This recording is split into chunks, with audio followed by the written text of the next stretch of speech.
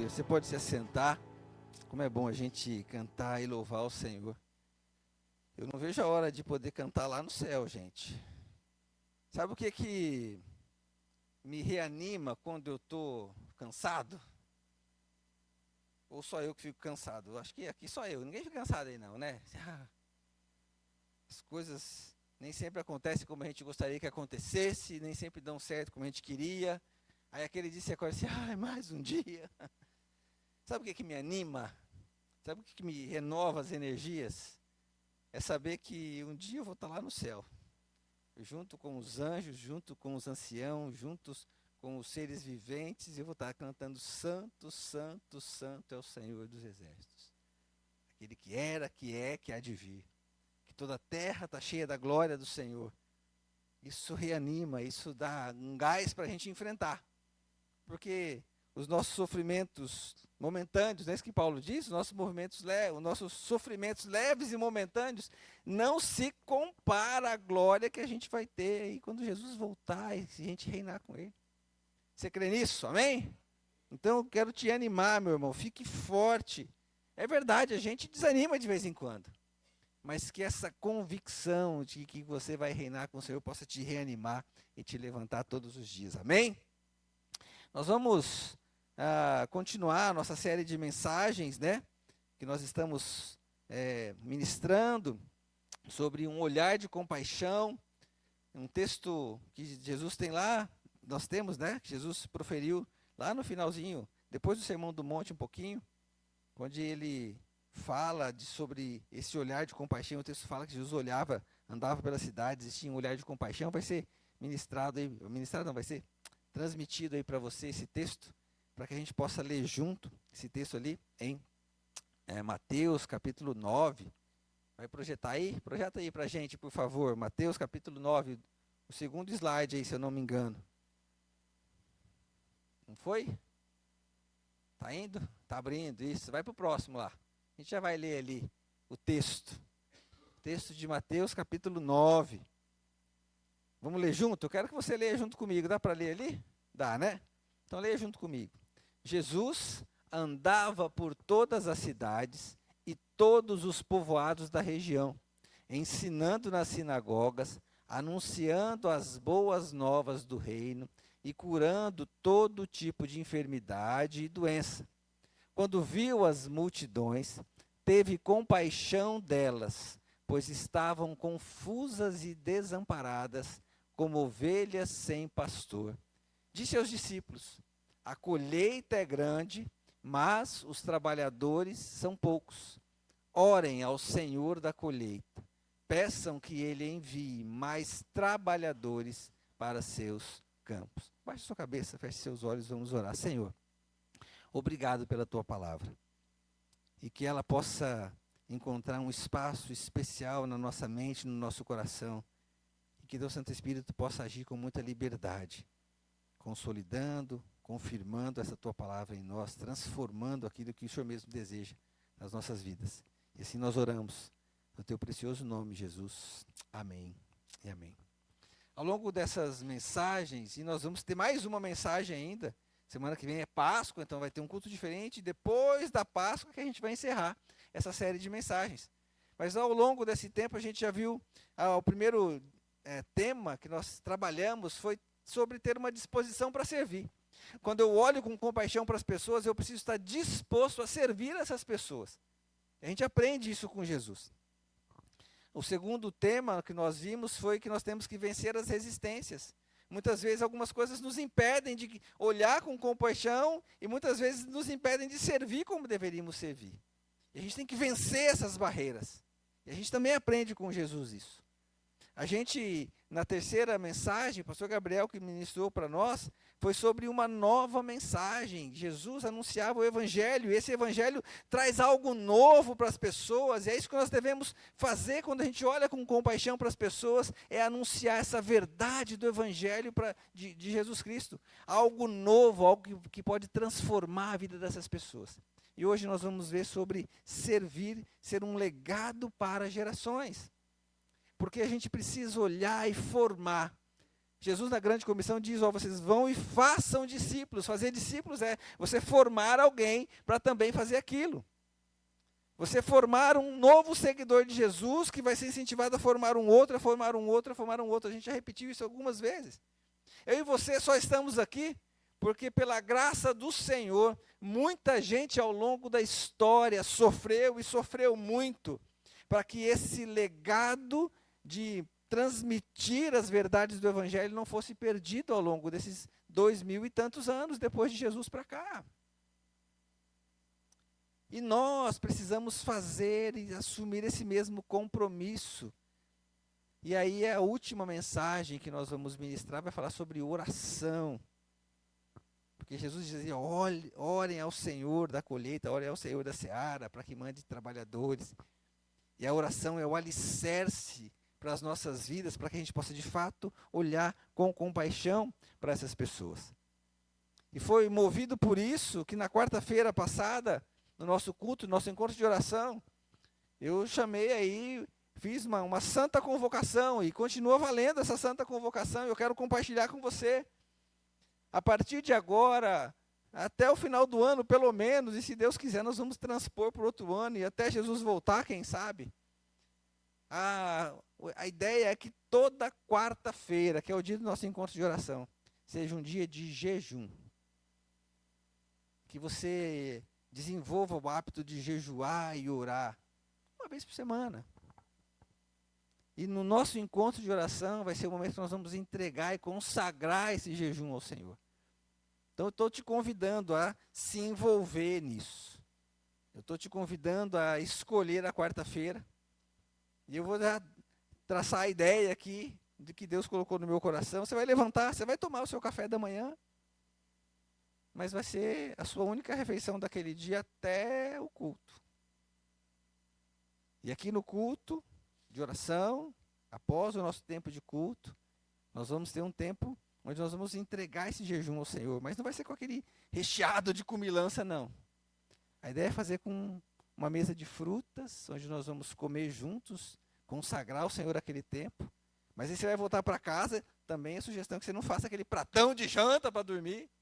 Você vai para casa e você vai comer de novo só no café da manhã do dia seguinte.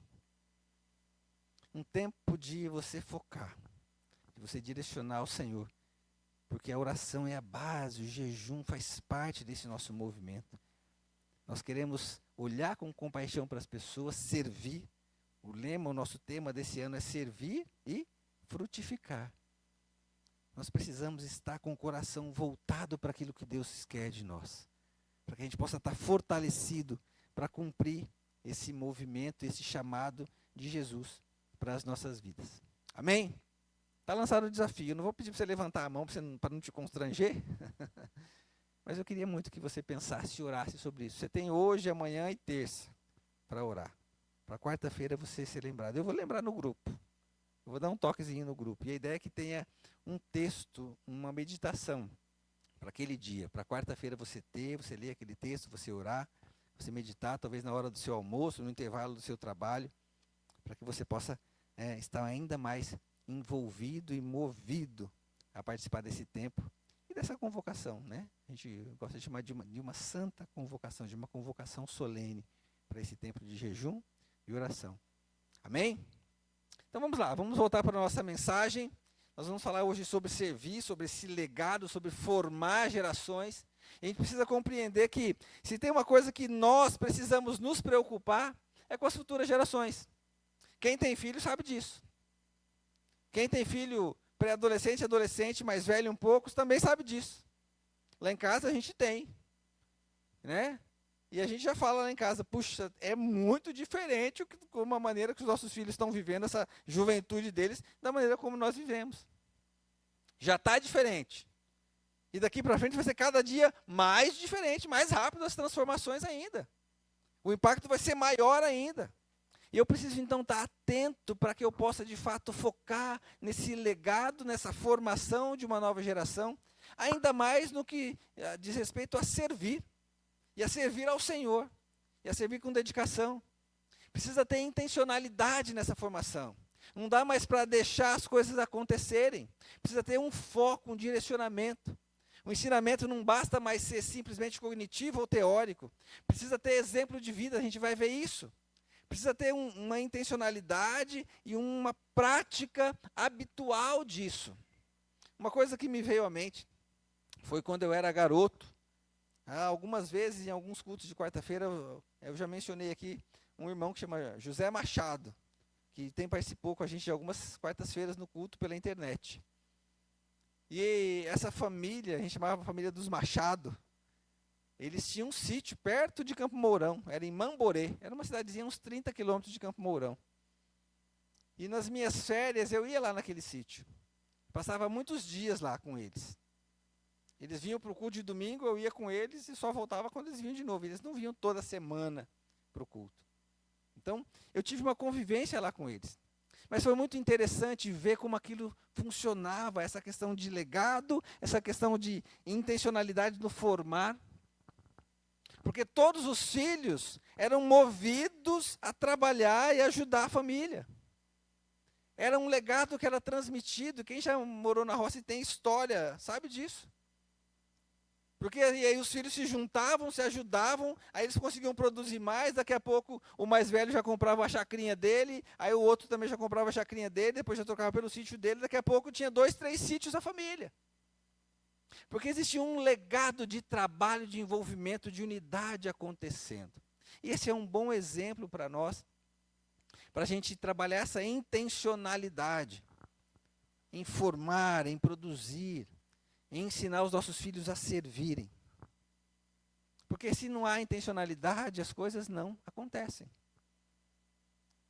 E o interessante é que a Bíblia não esconde os fracassos, né? Quando a gente olha e pensa nessa intencionalidade em formar uma geração seguinte, ou investir intencionalmente, a gente vê, tem uma lista aqui, se a gente for listar todo mundo, vai ser muito tempo. Mas alguns exemplos. Isaac deu uma falhadinha, não deu?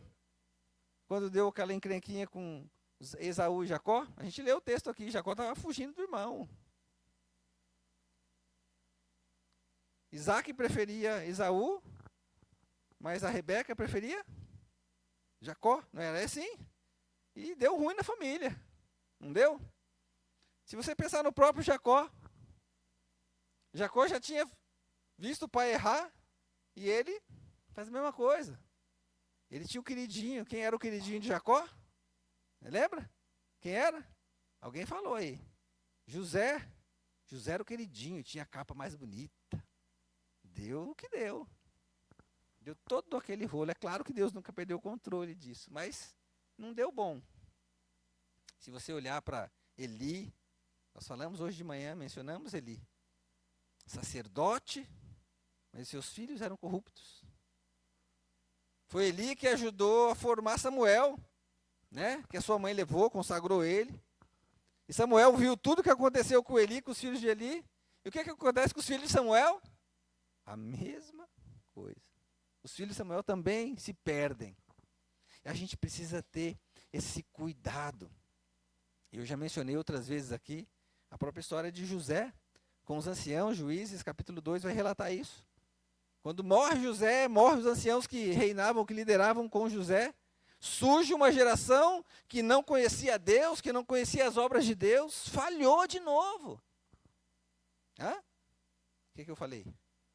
José? Morreu José? Morreu Josué. Está vendo? Eu tenho quem me corrige aqui. Muito bem, obrigado, amor. É isso.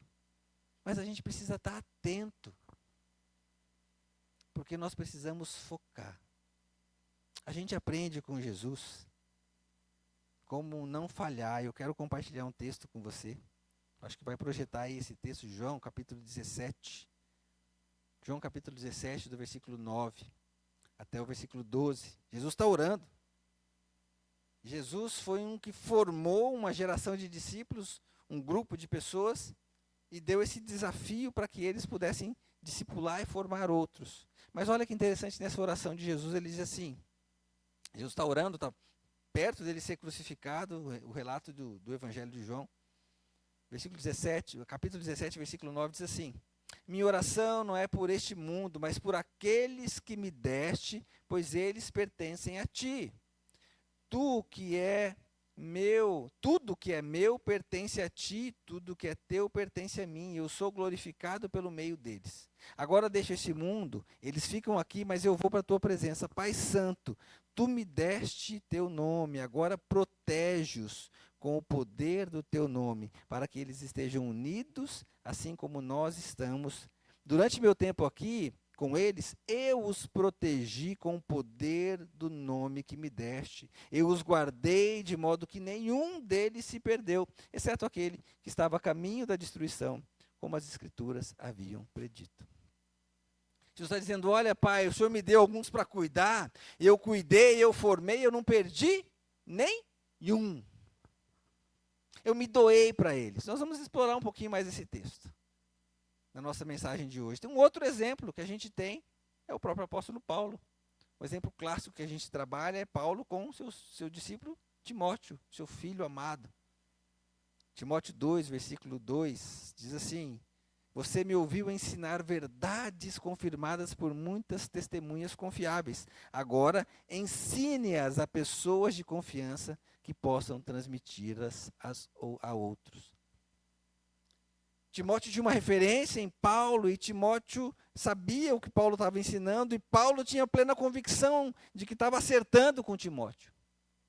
Então a gente consegue olhar para a palavra de Deus e ver os maus exemplos, mas a gente também aprende o que a gente precisa fazer para ensinar, para criar ou para formar um legado de serviço, um legado que vai servir para que aquele nosso discípulo, nosso filho, aquela pessoa que nós estamos influenciando, entenda quem é o Senhor, entregue sua vida para o Senhor, escolha servir ao Senhor, escolha amar como o Senhor amou, escolha olhar com esse olhar de compaixão que o Senhor desenvolveu, mas depende de uma intencionalidade nossa. E o primeiro ponto que a gente quer trabalhar, e que eu quero trabalhar, que a palavra de Deus nos ensina, é que um primeiro cuidado que nós precisamos ter é com o exemplo. Nós precisamos ser exemplos para aqueles que nós estamos formando. Não dá para ensinar só na teoria, como nós já falamos no começo. Esse ensino precisa ser prático.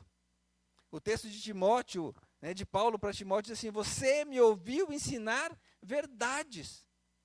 Ou seja, Paulo estava certo, convicto de que ele estava sendo exemplo para Timóteo. E de que ele estava vivendo e ensinando e praticando as verdades que ele tinha aprendido do próprio Senhor Jesus. Ele vivenciava isso. A pergunta que fica para nós, para a nossa aplicação é, quais são as verdades que regem sua vida? Por quais verdades você vive a ponto de ter convicção delas? E de que você está transmitindo de fato essas verdades para as suas futuras gerações. E para quem está perto de você. E para quem você está discipulando, para quem você está evangelizando, testemunhando. Você vive as verdades desse evangelho transformador?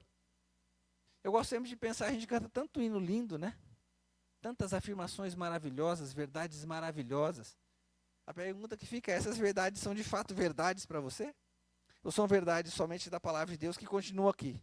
Que estão aqui, continuam aqui, mas não saem daqui.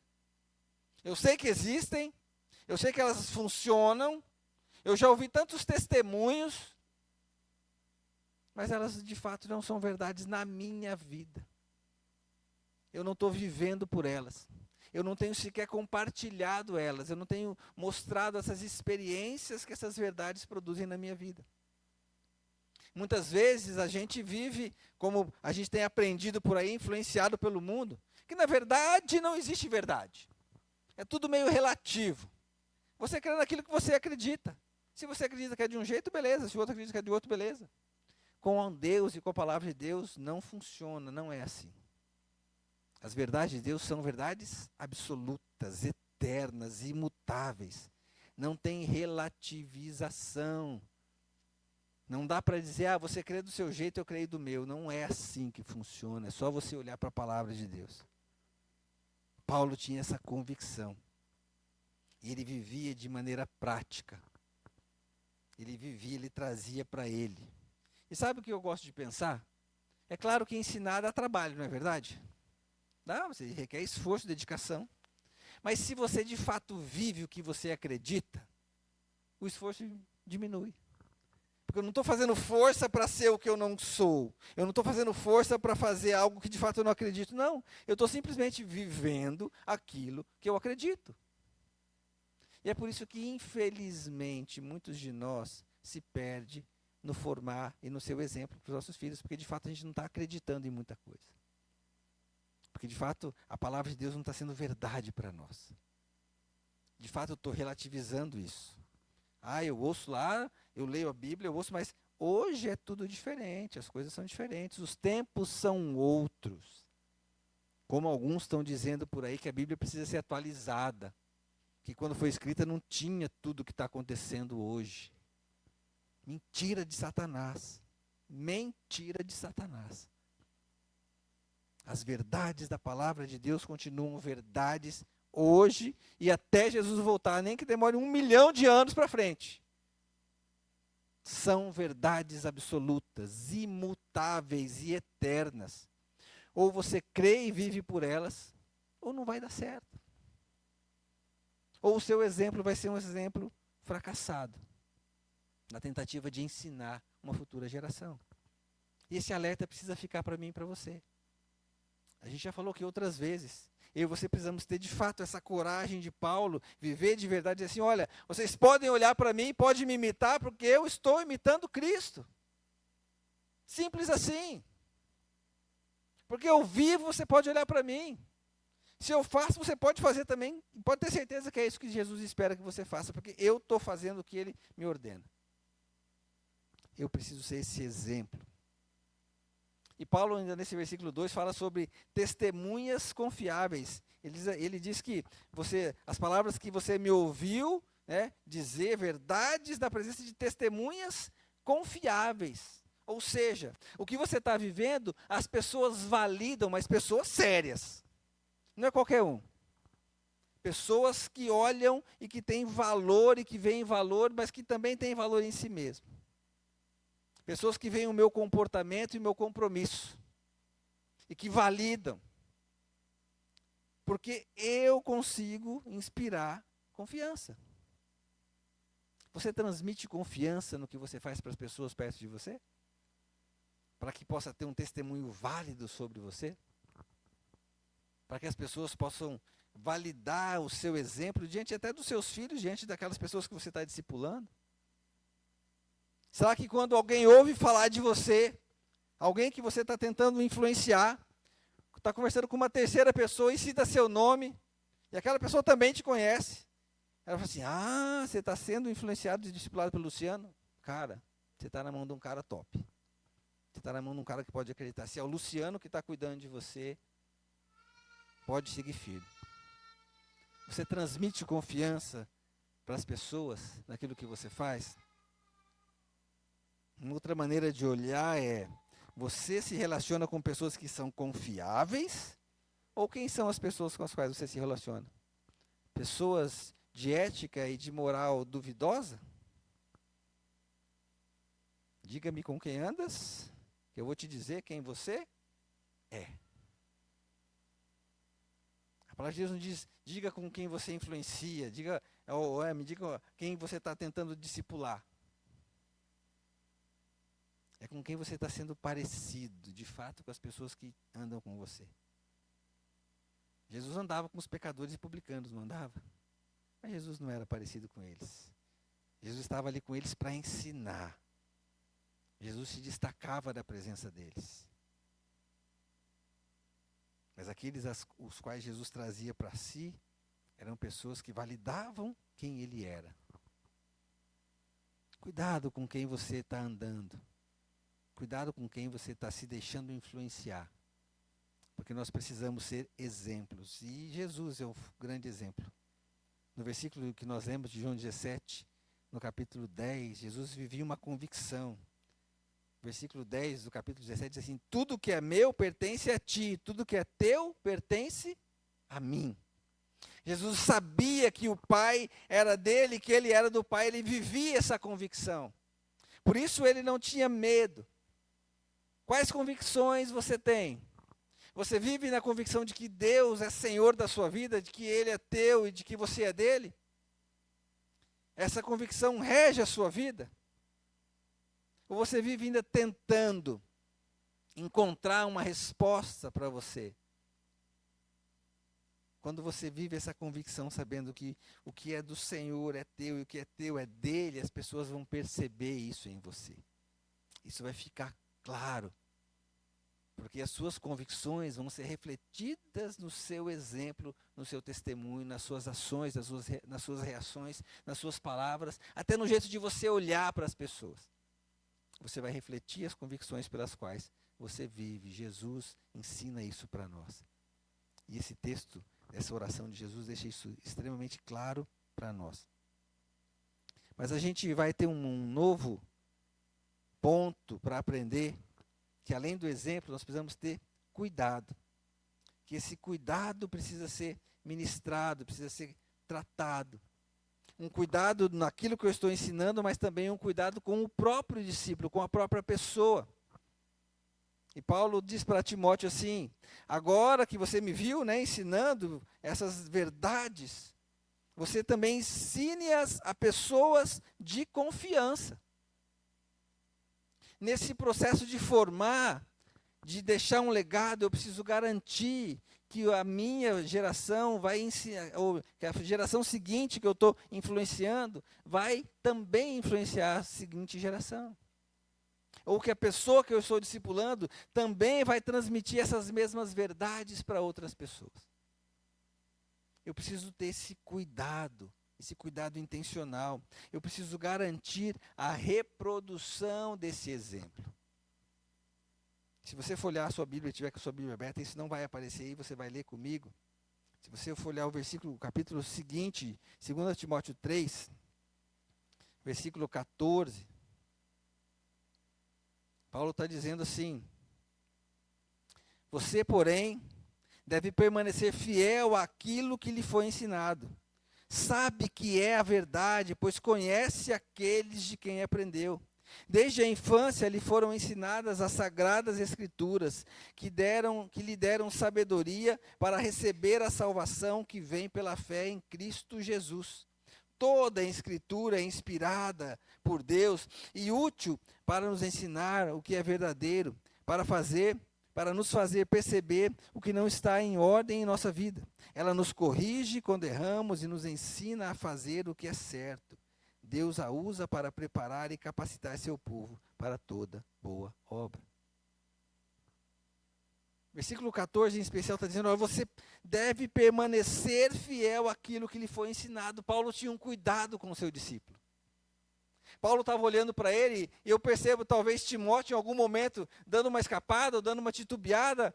Timóteo talvez ficando em dúvida em algumas situações. E Paulo dizendo: volta para aquilo que você aprendeu. Você sabe de quem você aprendeu e você sabe qual foi a fonte que te ensinou. Para de ficar se permitindo duvidar ou para de ficar deixando com que outros tentem te influenciar. Esse cuidado no ensino. Eu e você precisamos também ter cuidado com os nossos filhos, cuidado com a futura geração. Você sabe o que seu filho vê, você sabe o que seu filho acessa, você sabe quais são as influências que ele está tendo, você sabe o que a pessoa que você está discipulando tem consumido na internet de conteúdo. Cuidado. Tudo isso vai produzir dúvida no coração. Tudo isso vai produzir incertezas. Mas quando eu volto para a palavra, eu digo assim: volta para cá. Você sabe de quem você aprendeu. Você sabe que o que foi lhe ensinado, você precisa ser fiel a essa verdade. Porque desde cedo você está sendo guiado por essa verdade. Eu preciso ter esse cuidado para incentivar. E quando a gente volta para o texto de João, o texto que nós lemos, que Jesus mencionou, a gente vê esse cuidado também de Jesus. Na sua oração, pedindo para o Pai proteger aqueles que ele tinha ensinado e discipulado. Versículo 11, 12. Diz assim, finalzinho do versículo 11, agora protege-os com o poder do teu nome, para que eles estejam unidos assim como nós estamos. Durante o meu tempo aqui com eles, eu os protegi com o poder do nome que me deste. Eu os guardei de modo que nenhum deles se perdeu. Você tem orado pelos seus filhos? Você tem orado pelas pessoas que você influencia e discipula, dizendo, Senhor, protege. Eu estou fazendo todo o possível para proteger.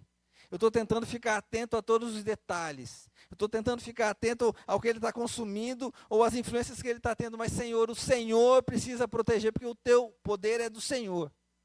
O Senhor tem poder para proteger. O Senhor tem poder para acampar os seus anjos ao redor. O Senhor tem poder para despertar com o teu Santo Espírito, convencer ele das escolhas erradas que ele está tendo. Esse cuidado no formar uma nova geração precisa acontecer.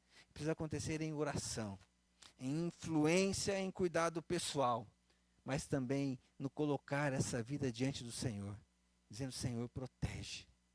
Eu estou perdendo a influência porque está crescendo, está ficando adulto. Eu estou perdendo a influência porque agora está tomando as suas próprias decisões, mas o Senhor está presente o tempo todo. O Senhor vai estar onde eu não estiver. Quando ele sair e for para algum lugar que eu não estiver vendo, o Senhor está lá. Então o Senhor protege. Protege com o poder do teu nome. Cuidado no formar uma nova geração. Por isso a gente está sendo desafiado a essa quarta-feira de jejum, a esse hábito de jejuar. Por pessoas que nós amamos, por pessoas que queremos influenciar, por pessoas que a gente precisa levar a Cristo e garantir que nessa nova geração eles não vão se perder. E garantir que as outras futuras gerações também vão ser influenciadas com essa mesma verdade, com esse mesmo poder. Uma terceira e última lição que eu quero compartilhar com vocês é que a base para esse ensino, para essa influência, é a própria palavra de Deus. A palavra é a base, é o alicerce.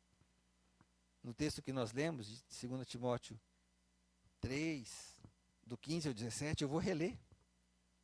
Paulo está dizendo assim para Timóteo, olha, desde a infância lhe foram ensinadas as Sagradas Escrituras, que lhe deram sabedoria para receber a salvação que vem pela fé em Jesus Cristo. Toda a Escritura é inspirada por Deus e útil para ensinar o que é verdadeiro e para nos fazer perceber o que não está em ordem em nossa vida. Ela nos corrige quando erramos e nos ensina a fazer o que é certo. Deus a usa para preparar e capacitar seu povo para toda boa obra. Paulo não tinha convicção de que a base para formar o seu discípulo era a palavra de Deus. Não era só as minhas experiências pessoais. Quantas vezes você bate no peito e fala para o teu filho assim, ó, você não sabe nada da vida ainda. Eu já vivi muito mais que você. Fique esperto, eu já conheço muito mais do que você. É verdade, a gente já viveu e tem experiências de vida que nossos filhos não têm ainda. Mas as minhas experiências de vida precisam estar pautadas aqui nessa palavra. Elas vão dar autoridade para você. Elas vão criar a base que você precisa e que seus filhos precisam. A sua experiência de vida por si só, desculpa, vale muito pouco. Não vou dizer que não vale nada, mas vale muito pouco. Se não for baseado na palavra do Senhor. O apóstolo Paulo está dizendo, olha, essas escrituras, elas que te dão sabedoria para você receber a salvação e para você viver aquilo que você precisa viver. Porque de tudo que importa é o seu relacionamento com o Senhor, de tudo que importa para a sua vida, é a sua base, a sua convicção de que Ele é Senhor e Salvador da sua vida. E essas escrituras vão proporcionar isso, e além disso, vão te ensinar o que é verdadeiro, vão nos ajudar nas nossas escolhas, vão corrigir quando a gente errar. E Deus está usando a sua palavra para te preparar para aquilo que você precisa fazer. A escritura tem que ser a base do nosso ensino. Se eu quero formar uma geração de servos que vão desenvolver um olhar de compaixão, não dá para ser por outro meio a não ser pela palavra. E aí fica ensinamentos para nós. Será que eu estou vivendo essa palavra ou estou negligenciando essa palavra? Será que eu também estou simplesmente olhando e conhecendo ou ela se transforma a verdade em mim? Só voltando. O primeiro ponto que nós trouxemos, o que que Paulo diz para Timóteo? Você me ouviu ensinar verdades. Você me ouviu ensinar verdades. Isso reforça o exemplo. Eu não posso ser aquele que simplesmente manda meu filho para a igreja, ou manda meu filho fazer a devocional, ou cobra dele os versículos que ele tem que decorar, mas eu mesmo não sei, eu mesmo não aplico, eu mesmo não vivo essas verdades. Você precisa reafirmar esse poder da palavra na sua própria vida. Reafirmar e viver por essas verdades, para que você possa também ensinar, para que você possa também dizer, olha, vale a pena. Seus filhos, as pessoas às quais você discipula, essa geração que nós estamos formando para serem servos segundo o coração de Deus, elas vão olhar para a nossa vida e falar assim, ali está um homem, ali está uma mulher que vivia as verdades da palavra do Senhor na prática na sua vida, que não negociava essas verdades. Alguém que vivia de forma completa a transformação. Nós precisamos formar gerações, influenciar essas novas gerações. Porque o Senhor, nesse texto que nós estamos usando de base, o Senhor Jesus, Ele está dizendo, olha, a colheita é grande, mas os trabalhadores são poucos. Essa é a base desse texto de hoje. A colheita é grande, mas os trabalhadores são poucos. E eu e você precisamos primeiro ser esses trabalhadores que estão dispostos a servir. Se você quer ensinar um legado de serviço, de compaixão, sirva. Se você quer ensinar um olhar de compaixão, desenvolva esse olhar. Primeiramente em você. E depois você vai poder influenciar tantas pessoas quantas o Senhor colocar perto de você. Porque vai ser simples. Porque simplesmente você está vivendo. Você só vai precisar viver aquilo que você acredita. E vai ser muito mais natural. Vai ter uma ênfase e um peso muito maior. Jesus nos chama para o seu serviço. E as perguntas que ficam, quero que você já baixe sua cabeça. As perguntas que ficam para você, qual tem sido o seu exemplo? Qual de fato tem sido a maneira pela qual você tem vivido, na prática, essas verdades? O segundo ponto é, você tem olhado, desenvolvido um olhar de cuidado com essas pessoas que você discipula, com as futuras gerações, com os seus filhos, talvez com os seus netos, talvez com quem o Senhor tem colocado perto de você. Você tem cuidado, orado, investido na vida dessas pessoas, feito tudo o que você é capaz na dependência do Senhor, para que ela continue buscando, servindo, aprendendo o que ela precisa aprender. E você tem vivido a sua vida baseado na palavra de Deus ou baseado em você mesmo? Só nas suas convicções? Só nos seus interesses? Só nos seus sonhos? Talvez nas suas conquistas? Talvez nas suas frustrações? Mas nada disso vai servir se não tiver a palavra de Deus. Nada disso vai ser útil se não for a palavra de Deus, que vai ser o alicerce, a base para a sua vida. E as decisões que precisamos tomar nessa noite são duas. Primeiro é de fato, entregar a vida a Jesus. Primeiro é de conscientemente dizer, Senhor, eu tenho vivido ainda distante do Senhor. Eu tenho vivido talvez só uma religiosidade, mas eu preciso de fato entregar completamente a minha vida ao Senhor. Eu tenho tanta coisa da minha vida que não está nas tuas mãos ainda. Tem tanta coisa que ainda não foi confiada ao Senhor. Eu quero abrir mão de tudo. Eu quero me entregar por completo ao Senhor. Eu quero que a expressão que eu digo que o Senhor é o meu Salvador e meu Senhor seja de fato verdade. Porque o Senhor tem sido meu Salvador. Eu creio nisso. Ah, mas está difícil de eu entregar tudo para o Senhor ser Senhor. Para o Senhor tomar conta de fato da minha vida. Eu também quero que o Senhor seja Senhor da minha vida, dono de tudo que eu sou. E a segunda decisão dessa noite é: você decide servir com dedicação e influenciar intencionalmente as pessoas e as gerações futuras? Que a sua resposta seja sim. Mesmo que você não saiba como isso vai acontecer. Mas a resposta é sua. Deus nunca te força a nada, Deus nunca te obriga a nada.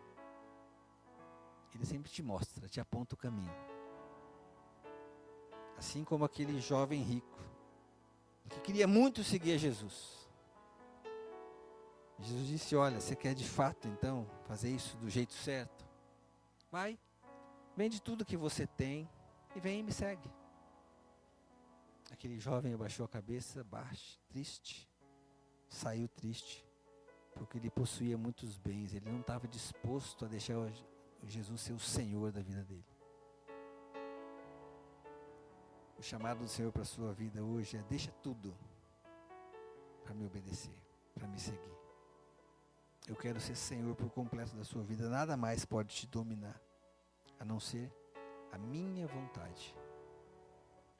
Quero convidar você a baixar a sua cabeça. Nós vamos orar.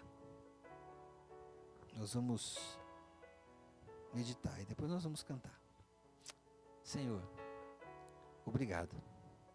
Obrigado pela tua palavra que nos ensina, nos exorta. Essa palavra que confronta muitas vezes a nossa maneira de ser, de viver, as nossas escolhas. E como nós lemos no que, inspirado pelo Senhor, como o próprio apóstolo Paulo diz para Timóteo, que toda a escritura é inspirada pelo Senhor, nós possamos de fato nos permitir que ela nos ensine, nos exorte, nos corrija, nos prepare para essa obra que o Senhor tem para cada um de nós, esse desafio de servir, esse desafio de frutificar, esse desafio de olhar com compaixão para as pessoas, esse desafio de ser discípulos que fazem discípulos. Que a tua palavra, de fato, transforme as nossas vidas. Louvado e engrandecido seja o teu nome. Nós nos dedicamos ao Senhor e fazemos isso porque cremos no nome do teu Filho, porque cremos no sacrifício do teu Filho, porque cremos na tua palavra, porque cremos em Jesus Cristo, como Cristo, o Filho do Deus vivo, aquele que morreu no nosso lugar, aquele que pagou o preço pelos nossos pecados, aquele que nos purifica com o seu sangue de todo pecado.